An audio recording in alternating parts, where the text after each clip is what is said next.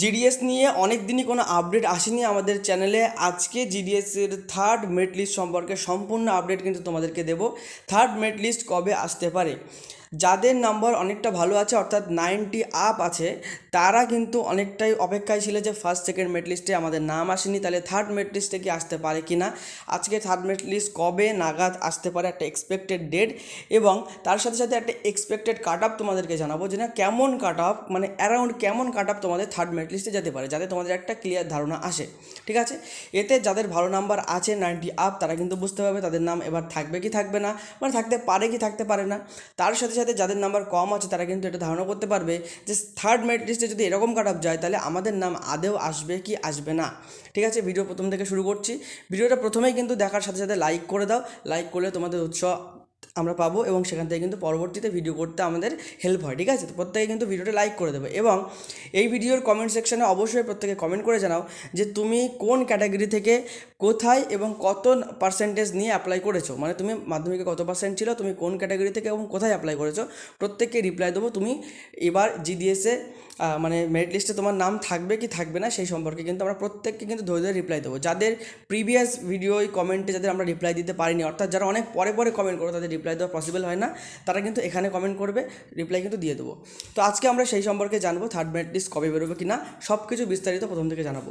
আমাদের চ্যানেল নতুন হলে কিন্তু চ্যানেলটা অবশ্যই সাবস্ক্রাইব করে নেবে। ঠিক আছে, কারণ এখানে জিডিএস রিলেটেড এবং সব সরকারি চাকরির প্রস্তুতি রিলেটেড কিন্তু ভিডিও আমাদের চ্যানেলে কিন্তু আসতে থাকে এবং আমরা 10,000 সাবস্ক্রাইবারের খুবই ক্লোজ।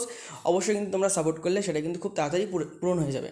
তো দেখো, পোস্ট অফিসের যে থার্ড মেরিট লিস্ট আমরা জানি ফার্স্ট এবং সেকেন্ড বেরিয়েছে, তাহলে এক্সপেক্টেড কাট অফ কেমন যেতে পারে সেই সম্পর্কে আগে বলে নিই, তারপরে ডেটটাও বলে দেবো যে কেমন ডেট নাগাদ তোমাদের থার্ড মেরিট লিস্টে বেরোবে। দেখো, ফার্স্ট এবং সেকেন্ড মেরিট লিস্টে যে ডেট আমরা যেটা অনুমান করেছিলাম ঠিক কিন্তু সেই তারিখে কিন্তু বেরিয়েছিল, মানে তার আশেপাশে আমরা একটা টাইম রেঞ্জ দিয়েছিলাম যে এই থেকে এই তারিখের ভিতরে বেরোবে, তার ভিতরেই কিন্তু বেরিয়েছিল। অর্থাৎ থার্ড মেরিট লিস্টেরও যেরকম আমরা টার্গেট দিচ্ছি ধরে রাখতে পারো তার কিছুদিন আগে বা তার কিছুদিন পরে কিন্তু বেরোতে পারে। তাহলে কাট অফ কেমন যেতে পারে, দেখো ফার্স্ট সেকেন্ড মেরিট লিস্ট আমরা সেটাকে রিসার্চ করে যেটা বুঝেছি, সেটাকে অ্যানালাইসিস করে যেটা বুঝেছি, জেনারেলদের ক্ষেত্রে যে কাট অফ সেটা কিন্তু এবারও কিন্তু 95% প্লাস থাকবে। 95, 96 এরকম কিন্তু তোমাদের থাকবে জেনারেল বা ইউআর যারা আছো।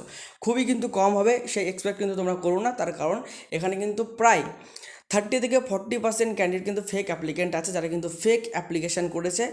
আবার অনেকেই আছে যারা ফেক অ্যাপ্লিকেশানের সাথে সাথে ফেক সার্টিফিকেটও কিন্তু বানিয়ে নিয়েছে, যদিও তাদের কিন্তু কোনো রকম লাভ হবে না, ডকুমেন্ট ভেরিফিকেশানে কিন্তু বাদ দেওয়া হবে। এবং যদিও সে ডকুমেন্ট ভেরিফিকেশানে করে যদিও সে চাকরি পেয়ে যায়, জানো এর পিছনে তো সিবিআই লাগানো হয়েছে, সিবিআই কিন্তু সবগুলোকে ধরে জেলে পড়বে। ঠিক আছে, সুতরাং এমন যদি কেউ হয়ে থাকো তারা কিন্তু অবশ্যই ডকুমেন্ট ভেরিফিকেশানে যাবে না, যতই তোমাদের নাম আসুক। ঠিক আছে, তো সেই জন্যই বলছি এবারের কাট অফের এই জন্যই এত বড় দেখা যাচ্ছে। আশা করি এবার যদি সিবিআই সেভাবে কার্যকরী হয় তাহলে হয়তো পরের বার থেকে এই ধরনের ফেক ক্যান্ডিডেট হয়তো থাকবে না। ঠিক আছে, তোমরা অনেকেই বলছো যে ফেক না, করোনার সময় পরীক্ষা দিয়ে সব নাম্বার পেয়েছে। একটা জিনিস ভাবো, 100 তারপর 99%, 98% পশ্চিমবঙ্গ তথা ভারতবর্ষে কটা ছেলে মেয়ে পায় সেটা বলো। আমি পশ্চিমবঙ্গের কথাই ভাবছি, কারণ আমরা পশ্চিমবঙ্গের কাট অফ নিয়ে আলোচনা করবো। পশ্চিমবঙ্গে 98%, 99% করোনা ধরো বা না ধরো কটা ছেলে মেয়ে পায়, তার থেকে বেশি অ্যাপ্লিকেশন পড়ে গেছে 97, 98, 99-এ। ঠিক আছে, তার থেকে বেশি অ্যাপ্লিকেশন পড়ে গেছে, তো সেটা তো হয় না। এবং যারা 99, 98, 97 এরকম যারা নাম্বার করে তারা কিন্তু টপ 10 বা টপ 20-র ভিতরে থাকে। তার টপ 10, টপ 20-র ভিতরে কজন থাকে সেটা একবার ভেবে দেখো। সুতরাং এটা কিন্তু সম্পূর্ণ বোঝা যাচ্ছে যে ফেক অ্যাপ্লিকেশন কিন্তু জমা পড়েছে। তাহলে জেনারেলদের ক্ষেত্রে 95% প্লাস, ওবিসিদের ক্ষেত্রেও কিন্তু সেম, জেনারেল ওবিসি কোনো হেরফের হয় না। 95 থেকে 96% কিন্তু তাদের কাট অফ তোমরা দেখতে পাবে। এর বেশি হতে পারে কিন্তু মিনিমাম এরকম থাকবে। ইডব্লিউএস তাদের ক্ষেত্রেও খুব একটা তফাৎ দেখা যাবে না, 94, 5, 6 এরকম কিন্তু তোমাদের কাট অফ যাবে।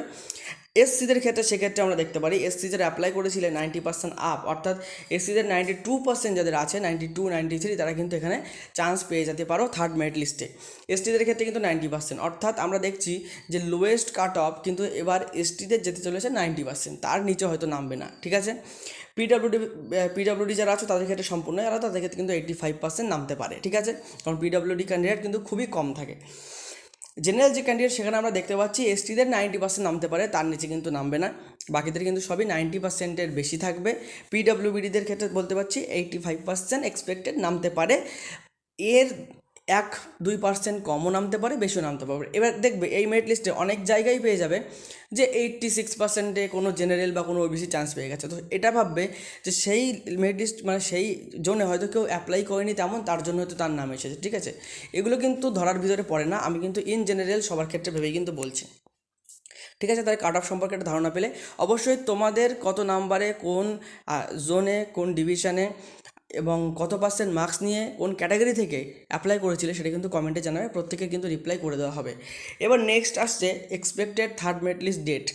থার্ড মেরিট লিস্টে তোমাদের ডেট, এক্সপেক্টেড ডেট কেমন সময় হতে পারে। এই ভিডিওটা কিন্তু এখানেই শেষ না, আরও কিছু গুরুত্বপূর্ণ কথা তোমাদেরকে বলবো, সেই সম্পর্কে কিন্তু তোমরা অবশ্যই কিন্তু ভিডিওটা প্রথম থেকে শেষ পর্যন্ত দেখবে। তো দেখো, এক্সপেক্টেড থার্ড মেরিট লিস্টে যদি ডেট তোমাদের বলতে হয়, তো সেখানে দেখতে পাচ্ছ 10 থেকে 15 অক্টোবর এর মধ্যে কিন্তু তোমাদের ডেট থাকতে পারে। এর ভিতরে কিন্তু তোমাদের থার্ড মেরিট লিস্ট কিন্তু বেরোতে পারে 10 তারিখ থেকে 15 তারিখের মধ্যে, ঠিক আছে? এবার এই 10 তারিখ থেকে দুদিন আগেও বেরোতে পারে, 15 তারিখ থেকে দুদিন পরে বেরোতে পারে, এর মধ্যেই কিন্তু বেরোবে। এক্স্যাক্ট ডেট অবশ্যই যত দিন এগিয়ে আসবে আমরা কিন্তু তোমাদেরকে জানিয়ে দেবো, অর্থাৎ পুজোর মধ্যেই কিন্তু তোমাদের ধরে রাখতে পারো এই যে থার্ড মেরিট লিস্ট কিন্তু বেরোবে। অনেকে ভাবতে পারো যে পুজোর ভিতরে কি বের করবে, দেখো এটা কেন্দ্র সরকারের, এবং আমরা দেখেছিলাম এর আগের মেরিট লিস্ট কিন্তু বিশ্বকর্মা পুজোর দিনই কিন্তু বের করে দিয়েছে, অর্থাৎ এগুলো তো কোনো ন্যাশনাল ছুটি না, সেজন্য কিন্তু অবশ্যই ওর ভিতরে কিন্তু বের করে দেবে, অর্থাৎ 10 তারিখ থেকে 15 তারিখের ভিতরে তোমরা থার্ড মেরিট লিস্টটা দেখতে পাচ্ছ। এবার কিছু গুরুত্বপূর্ণ কথা বলে দিই, যে তাহলে যারা কি একেবারে কম নাম্বারে অ্যাপ্লাই করেছিল তাদেরকে নাম আসবেই না। একেবারে কম বলতে কি, দেখো যাদের প্রচুর কম তাদের ক্ষেত্রে কোনো গ্যারান্টি নেই, ওই ভাগ্যচক্র যদি 1-2 জায়গায় দেখাচ্ছে তুমি ছাড়া কেউ অ্যাপ্লাই করোনি, বা তুমি ছাড়া যে অ্যাপ্লাই করেছিল সে ভেরিফিকেশানে যায়নি বা ভেরিফিকেশানে প্রবলেম, সেক্ষেত্রে পেতে পারো। কিন্তু বাকি যারা মোটামুটি একটা নাম্বার নিয়ে, ডিসেন্ট নাম্বার নিয়ে অ্যাপ্লাই করেছিলে, তাদের নাম থার্ড মেরিট লিস্টেও তোমরা বলছো যে 90% বা 92-93% আছে, আমাদের থাকবে কি থাকবে না। সেক্ষেত্রে বলে দিই, এবার কিন্তু কনফার্ম হয়ে গেছে যে 5টা লিস্ট, মিনিমাম 5টা লিস্ট কিন্তু বেরোবে, অর্থাৎ এই 3 নম্বর বেরোবে, এরপরে কিন্তু 5টা লিস্ট মিনিমাম বেরোবে, তারপরে কিন্তু সেটা 6, 7, 8 পর্যন্ত যেতে পারে। আগেরবারও কিন্তু আমরা দেখেছিলাম, বলেছিল 5টা লিস্ট, এবং সেটা কিন্তু 7টা পর্যন্ত গিয়েছিল। এবার ভ্যাকান্সি যেহেতু আরও বেশি, সুতরাং দেখা যেতে পারে যে 5-এর পরেও হয়তো বের করে, 5 পর্যন্ত বের করার পরে এবার যেখানে যেখানে খালি আছে ফটাফট কিন্তু ওরা মেরিট লিস্ট বের করে দেয়। অর্থাৎ তোমাদের কিন্তু একটা কথা বলবো, তোমরা অনেকে বলছো যে তাহলে কি আমরা প্রিপারেশান নেওয়া, মানে অনেকে কী করছে যে জিডিএসে অ্যাপ্লাই করেছে বলে অন্য কোনো চাকরির প্রিপারেশান নিচ্ছে না, তারা ভাবছে এখানে হয়ে যাবে। তবে এটা কিন্তু সবথেকে বড় বোকামোর কাজ। জিডিএসে হোক ছাই না হোক, তোমরা কিন্তু তোমাদের প্রিপারেশান অন্যান্য পরীক্ষায় যেরকম নিতে থাকছো সেটা নিতে থাকো, জিডিএসের জন্য অপেক্ষা করো। অনেকে বলছে দাদা আমি ভাবছিলাম রেলের জন্য পড়বো, যারা ভাবছিলাম এমটিএসের জন্য পড়বো, যারা ভাবছিলাম আমি ডাব্লিউবিকেবির জন্য পড়বো, তা আমি কি জিডিএসের রেজাল্টের জন্য অপেক্ষা করবো না পড়া শুরু করবো? আরে পড়া শুরু করে দাও, জিডিএস হলে হয়ে গেল, না হলে না হলো, এবং জিডিএস হলেও তোমরা পড়া শুরু করো। জিডিএস যদি হয়ে যায় তারপরেও তোমরা পড়তে থাকবে, আর কারণ কি, জিডিএসের যে স্যালারি, সেই স্যালারিতে কিন্তু সংসার চালানো সম্ভব না, ঠিক আছে? সেই স্যালারিতে হয়তো তুমি একটা সরকারি চাকরি, কেন্দ্র সরকারি চাকরি পাচ্ছ, কিন্তু সংসার চালানো সম্ভব না, তার প্রমোশন করতে গেলেও তোমার পড়াশোনা করতে হবে, ঠিক আছে? তো এটা তোমাদের কিন্তু একটা ইম্পর্টেন্ট জিনিস আমার জানানো হচ্ছিল। অর্থাৎ যাদের মোটামুটি নাম্বার আছে একদম শেষ পর্যন্ত কিন্তু চেক করতে থাকবে। একটা গুরুত্বপূর্ণ কথা, এই জিডিএসের সাথে সাথে আরও একটা কেন্দ্র সরকারের পরীক্ষা, যার ফর্ম কিন্তু অলরেডি ছেড়েছে, ফর্ম ফিল আপ চলছে, সেটা হচ্ছে আরআরবি এনটিপিসি। এনটিপিসির গ্র্যাজুয়েশন লেভেলে একটা শুরু হয়েছে এবং আন্ডার গ্র্যাজুয়েট লেভেলে একটা শুরু হয়েছে, মানে যারা কলেজে পড়ছে। তোমাদের বলে দিচ্ছি, তোমরা আরআরবির এই ফর্মটা কিন্তু প্রত্যেকে ফিল আপ করবে, এবং এখানে কিন্তু ইংলিশ নেই, মানে ইংলিশ টোটালি কিন্তু ইংলিশ নেই, এবং বাংলা ভাষায় তোমরা কিন্তু পরীক্ষা দিতে পারবে, ঠিক আছে? তো অবশ্যই কিন্তু ফর্মটা ফিল আপ করবে, এবং যদি চাও এর ভালো একটা প্রিপারেশান নিতে, তাহলে কিন্তু আমাদের ব্যাচ জয়েন করতে পারো। 349 টাকায় টোটাল ব্যাচ, পুরো পরীক্ষার আগে পর্যন্ত ক্লাস করানো হবে, এবং তোমরা এর জন্য ফ্রি প্রিপারেশান নিতে পারো।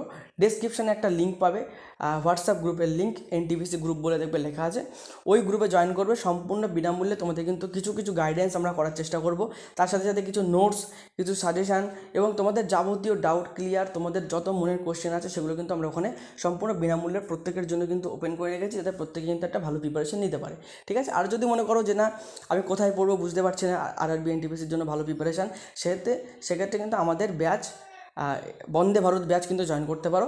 মাত্র 349 টাকা কিন্তু ব্যাচের প্রাইস রাখা হয়েছে, একদম পরীক্ষা পর্যন্ত তোমাদের কিন্তু class, notes, suggestion, PDF, books সব কিছু কিন্তু প্রোভাইড করে দেওয়া হবে, এবং প্রত্যেক সাবজেক্টের আলাদা আলাদা টিচার কিন্তু ক্লাস করাবেন। এনটিপিসিতে জিএস অর্থাৎ জেনারেল সায়েন্স একটা গুরুত্বপূর্ণ বিষয়, আমাদের জেনারেল সায়েন্সের এক স্পেশাল টিচার আছেন, যার কিন্তু 8 থেকে 10 বছর অনলাইন পড়ানোর অভিজ্ঞতা আছেন, তিনি কিন্তু পড়াবেন, ঠিক আছে? তো এটুকুই বলার ছিল। আশা করি ভিডিওটা ভালো লেগেছে। ব্যাচে জয়েন করতে চাইলে করতে পারো, আর যদি নাও করতে চাও ফ্রি গ্রুপটা অন্তত জয়েন করো, তোমাদের কিন্তু লাভ হবে, ঠিক আছে? আর জিডিএস নিয়ে যারা ভাবছো, শুধু জিডিএস নিয়ে কিন্তু পড়ে থেকো না, জিডিএসের মতো হতে থাকুক, তোমরা তোমাদের প্রিপারেশন নিতে থাকো। থার্ড মেরিট লিস্টের যাবতীয় যা আপডেট আসবে আমাদের চ্যানেলে আমরা সব কিছু কিন্তু জানাবো। এবং পোস্ট অফিসের একটা ইন্টার্নশিপ চলছে, যদি ইন্টার্নশিপের উপরে তোমরা ভিডিও চাও অবশ্যই কিন্তু কমেন্ট করবে যে পোস্ট অফিসের 45 দিনের একটা ইন্টার্নশিপ, সেই ইন্টার্নশিপে কীভাবে তোমরা অংশগ্রহণ করতে পারবে, সেখানে কী কী বেনিফিট থাকবে সেই সম্পর্কে যদি ভিডিও চাও কমেন্ট করবে, ভিডিও করে দেবো, ঠিক আছে। চ্যানেলে নতুন হলে সাবস্ক্রাইব করো, ভিডিওটা লাইক করো। দেখা হবে কোনো পরবর্তী ভিডিও নতুন টপিক নিয়ে। ততক্ষণ পর্যন্ত সুস্থ থেকো, ভালো থেকো, পড়াশোনা করতে থাকো। জয় হিন্দ, জয় ভারত।